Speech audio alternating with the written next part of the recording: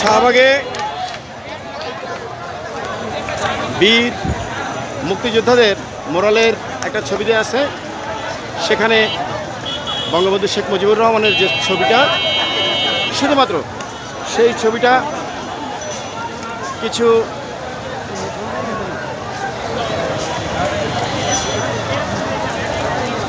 তরুণ, আন্দোলনকারী তরুণ জুতা দিয়ে সেটাকে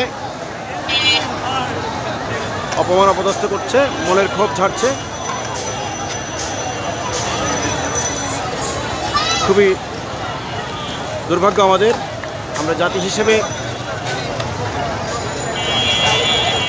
আজকে এমন জায়গায় পৌঁছেছি যে আমাদেরকে এই লজ্জাজনক অধ্যায় পার করতে হচ্ছে।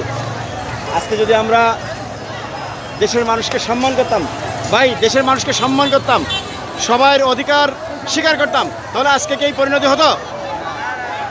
আজকে যারা বেরিয়ে আসছে তারা সব সাধারণ মানুষ।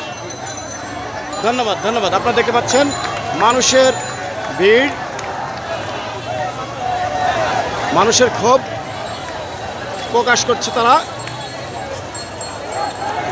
বঙ্গবন্ধু শেখ মুজিবুর রহমানের মোরালে জুতা মারছে অবিরত, এবং জনতা আনন্দ প্রকাশ করছে। দুর্ভাগ্য আমাদের, জাতি হিসেবে আমরা একটা স্বৈর শাসনের অধ্যায় অতিক্রম করলাম।